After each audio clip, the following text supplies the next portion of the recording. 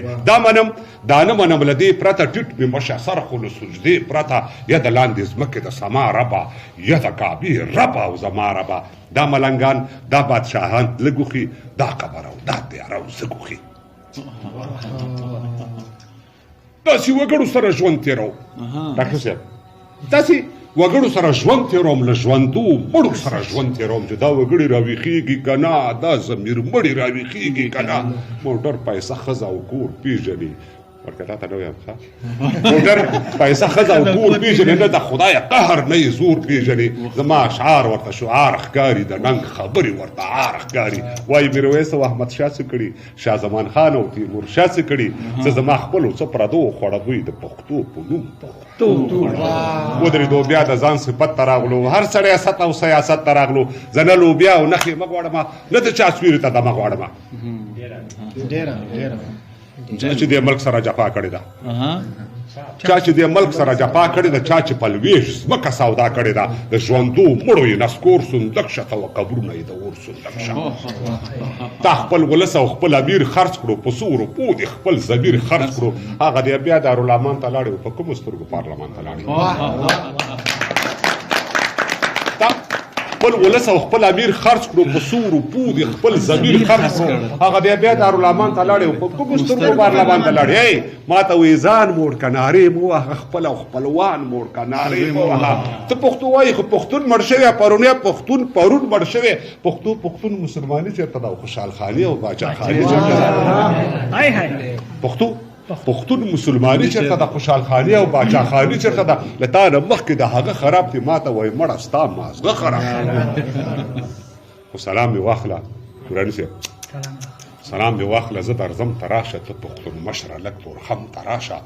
د لر و بر خوره لمن وګوره پر تا کتغن پر ما کتغن وګوره زه هلته ته دلته ناچلې که نه وګوره ځان نامکمل یې که نه چې دا دیوال تر منځه چا وهلی دا پښتون چا په منځه ملا وهلی شم نه غواړم چې خفه شئ رانه خدای مه کړه هسې نه ماله شئ رانه خو تاسو له ګوتې تر خیبره زیاتې له موږ نه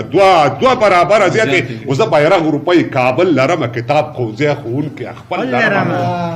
دا هر پټکی او هر کاکل وایي دا باکوخان ویلي اجمل وایي په خپله خاوره خپل اختیار جنت دی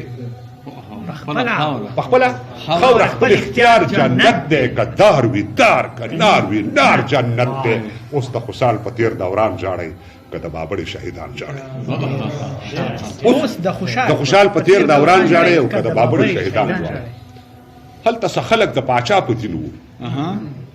هلته څه خلک د پاچا په دین وو څه بیا د پیر او د ملا په دین وو د وړو خلو نه زور قوت غږېږي د ټوپک میل نه سیاست غږېږي یو خوا ثواب بل خوا وبال پروت دی انصاف په سره مرۍ حلال پروت دی واه د هر چا په لاس کې زور بلیږي نړۍ وده ده پر موږ اور بلیږي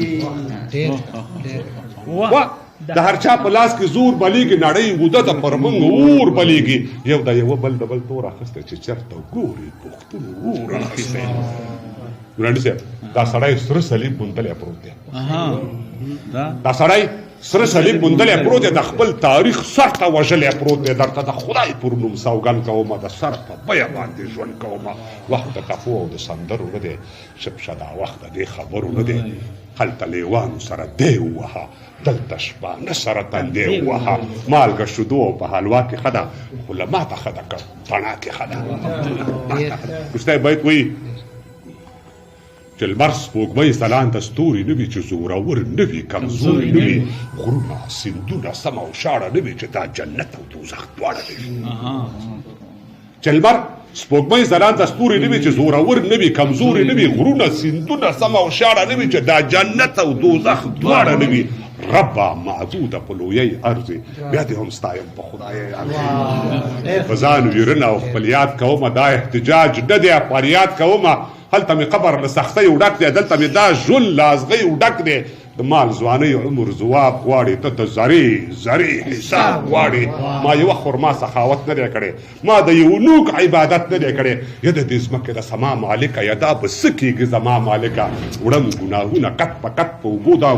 غرونه مسؤلیت په اوږو په دې رکوع په دې سجدې له تا نه نه خلاصېږم زه ښه پوهېږم چې په دې له تا نه نه خلاصېږم خو زما معبوده د خپل ځان راته درک نشته دی خو ستا په خدایۍ کې د زرې برابر شک نشته